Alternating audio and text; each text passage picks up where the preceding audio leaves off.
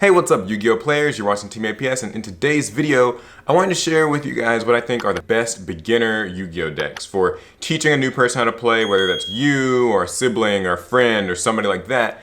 And also, I decided to make these very recent decks because normally when people think of like beginner-friendly Yu-Gi-Oh decks, they'll point to something like Heroes or Black Wings or Gadgets.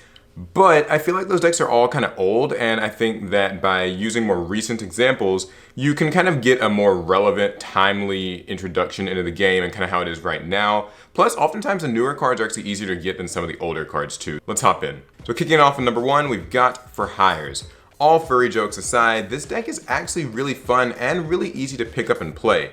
It released in Dark Saviors, and the premise is so simple I feel like you just kind of can't ignore it. Basically, you've got your small monsters for hire, and you've got your large monsters for hire. And the way that the small monsters work is you can summon them out to the field, and their effects let you special summon another monster for hire from your hand. Then, when a monster for hire gets special summoned to the field, they get an additional effect. So the best example would of course be Beat, Bladesman for hire. Basically, he can, once per turn, summon a for hire monster from your hand. That's simple enough. And then, when a for hire monster gets summoned, he gets to add another one from your deck to your hand. And I've got other examples, ones that increase attack and defense points, ones that pop cards in the field. And then you've got your boss monsters like Raphael and Wiz for hire, and they negate monster effects or spells and traps. They also have really powerful effects that happen when they get summoned. So basically you can view your small monsters as sort of small combo pieces and your large monsters as the rewards for those combo pieces and kind of the defensive backbone of the deck. It's extremely simple to play, and really all you're doing is just kind of reading what's on the card and doing it. Summoning monsters from your hand is very simple, but when the deck gets rolling, it actually is a little bit more complex. Because you get a nice variety of monsters, it's very easy to make link monsters, and you can even tech in different cards because the deck doesn't have a whole lot of support cards. Mostly you've got like one or two spells and like a trap that you'll be running. So there's plenty of tech room. You can run whatever spells and traps you want to fill the deck out. And because you have access to a lot of defensive boss monsters and offensive boss monsters, you do get a bit of, variety with how you want to play this deck. Plus, it even has recyclability. You've got Mayhem for hire, which summons one of your for hires from the grave. You've got Seal, which can like recover them from the grave back to your hand, which is really important. A lot of people give this deck, a hard time because they feel like, oh, well, it has to play out of the hand so much. What you'll quickly find is when this deck gets momentum, losing advantage is not a problem. And I think that that's a really cool part about this deck is that it can retain kind of an offense, defense, and sort of a set of resources that a lot of decks actually struggle to find. I was playing this deck on a live stream the other night against just viewers on WIGO Pro, and I was surprised with how many games I was able to take with this deck. Number two is Element Sabers. The premise of Element Sabers is extremely simple, but actually very unique. So basically, you've got these monsters that can change their attribute when they're in the grave. And by changing their attribute, you can very easily get 5 of a certain attribute of monster in your grave to summon your boss monsters, which are the Elemental Lords. Each Elemental Lord has a different effect. For example, you've got Mulan Glacia, where if you have 5 waters in your grave, you get to summon it and then take 2 cards out of your opponent's hand, which is really strong. Or the Earth one, which is Grand Soil. When you summon it, it Monster Reborns a card from the graveyard. And all of them have different effects. What's cool is because the Element Sabers can change their attributes in the graveyard, you can easily summon any of the Elemental Lord monsters. You can even tech in interesting boss monsters like Blackluster Soldier or Dark Arm Dragon that require specific attributes in the grave because your Element Saber monsters can also use their effects to change to like light or dark if you need them to.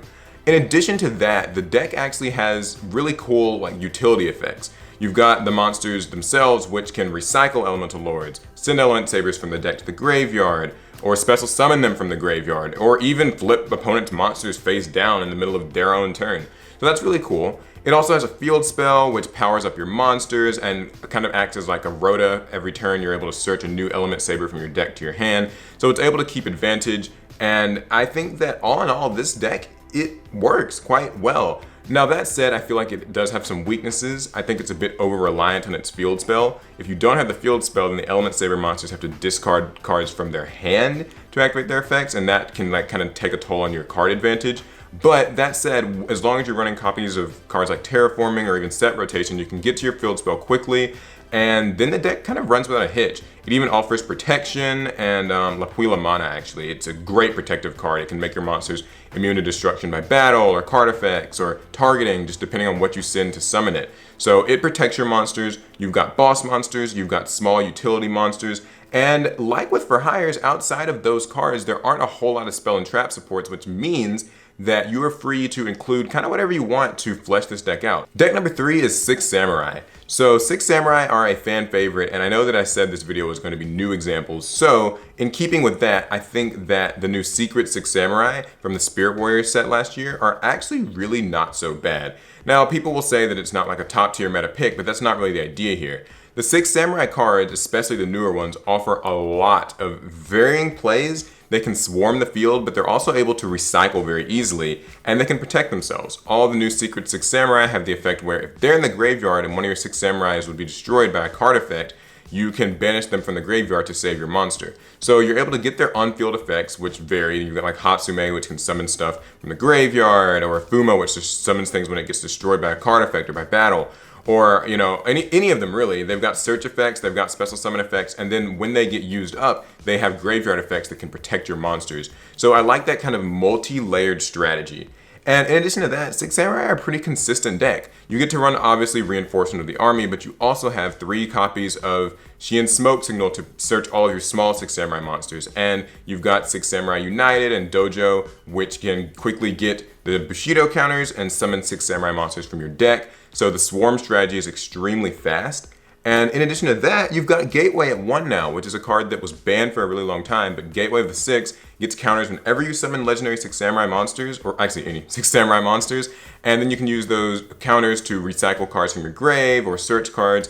It's actually a really deadly strategy.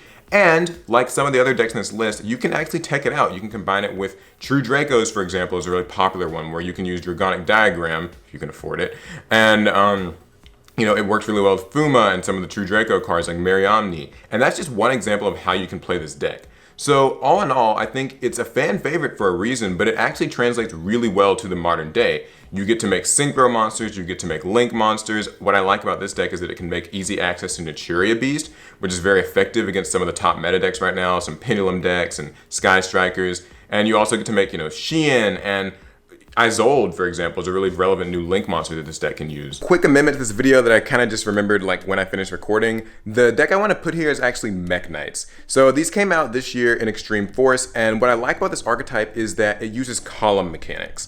Now, the Mech Knight monsters are really big, and that's really handy, and you can special summon them to any column that has 2 or more cards in it. That can be your part of the column or your opponent's. And the Mech Knight monsters, by getting summoned there, can punish your opponent for using columns, but I think that they also teach new players a really valuable lesson in the importance of columns in Yu-Gi-Oh! In 2018. Because previously it didn't really matter where you put your cards, but I think nowadays it makes a lot more sense to watch where you place your monsters, where you place your spells and traps, and with the extra monster zone in particular, this actually matters a lot because if your opponent summons Link monsters or anything in the extra monster zone, then that counts as another card in that column. So it kind of makes sense that a deck that utilizes monsters that sort of punish your opponent for carelessly placing cards in their column and reward you for the same is actually really good. The Mech Knight monsters are very large and they get free special summons, which helps. So it's a really simple strategy to play. I mean, you're just summoning these monsters out in the field. They're beaters and they each have different effects. Blue Sky searches your Mech Knights, and Purple Nightfall can also search your Mech Knights and let them run from the field to dodge certain card effects and then come back in a different column. So it allows you to open up columns, which is cool because if you open up a column that was otherwise like occupied by a Mech Knight monster, you can summon a new one there. You can summon new ones like, Indigo Eclipse, and you can actually move from column to column, which can also open up your spots. There's a lot of column and zone-based strategy in this deck, and that's what I really like. Plus, their support spells and traps all involve summoning free Mech Knights, but also negating the effects of opponents' cards that are activated in the same column as a Mech Knight monster you already have. So it can quickly kind of choke your opponent out of resources and really put a lot of pressure on them. The monsters are big, their cards are getting negated.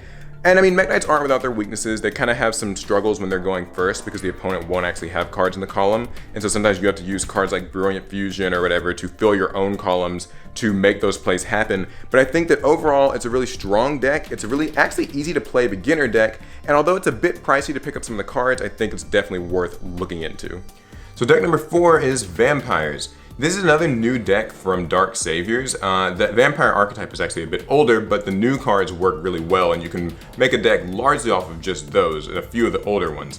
So what I like about Vampires is that they are a rather simple deck, but they've got a bit more complexity than something like For Hires or Element Sabers, because they use the graveyard as a bit of a resource. So you've got cards like Familiar and Vampire Retainer, which allow you to search cards from your deck to your hand very easily as soon as they're special summoned, and they're easy to special summon from the grave. All you have to do is send a Vampire. And so because you get this grave recycling kind of plussing engine going on, this deck actually gets advantage really fast. And it still has large vampire monsters that can be really troublesome for your opponent too. So you've got Shadow Vampire. When you tribute summon him, you get to summon any vampire from your deck. Or Vampire Scarlet Scourge, which when it gets special summoned, either from Shadow Vampire or any other means, it gets to special summon a free vampire from your grave. And you get to run a lot of traditional zombie support cards, cards like Mizuki, cards like, Shiranui Solitaire and Unizombie and Gozuki. These, I think, help teach players a little bit more about using the graveyard as a resource. In addition to the fact that zombies can actually flood the field very quickly. The tandem of all of this means that you're able to summon a lot of zombies out, especially if you use cards like Vampire, Domain, which gives you additional normal summons. You also have things like Vampire Sucker, that's their new Link monster, and it allows you to actually tribute your opponent's monsters to summon vampires. And when you summon vampires from the grave, it lets you draw. I think that this deck, like I said, it offers a bit more complexity. It's a little bit harder to learn, but I do think there's a bit more of a ceiling there. Alec and I have experimented with this deck, and we've actually found that it can function as kind of a nightmare Link monster spam deck, or you can just make Xyz monsters like Crimson Vampire Knight Bram, or Vampire Sheridan, just Vampire Sucker. You can take this strategy in a lot of different directions. That's what I really like about it. Now the thing is, this deck does involve paying a lot of life points, so it will definitely teach you the value of life points as a resource. But it does have some ways to recover them. You've got Domain, which gives you life points whenever you destroy opponent's monsters. You get the ability to steal opponent's monsters, which is a lot of fun. And they also have Vampire Domination, which is a counter trap that can negate anything. And last but not least, Dinosaurs. So this is a deck that came out early last year, and it's very popular for good reason.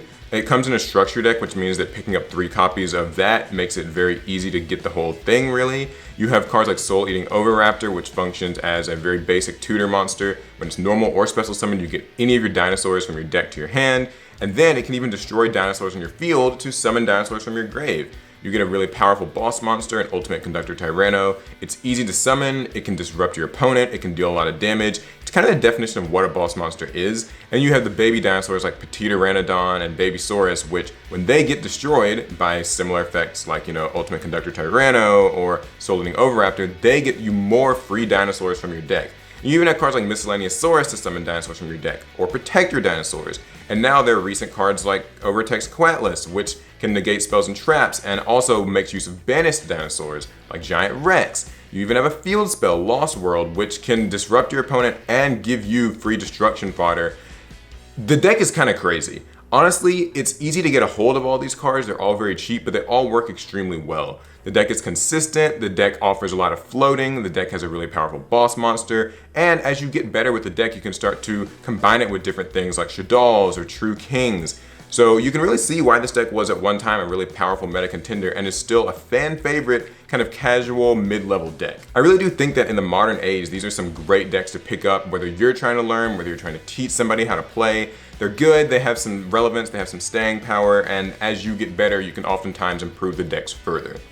So that's all for the video. Hopefully you guys enjoyed. Give it a thumbs up if you did, and subscribe for more Yu-Gi-Oh videos. Share this video with somebody who's just starting to play Yu-Gi-Oh and maybe wants some ideas about what to play. But if I left anything out, let me know down in the comments. There's loads of other great beginner decks in Yu-Gi-Oh, and that's kind of the beauty of this game. All right, that's gonna be it. I will see you guys in the next video.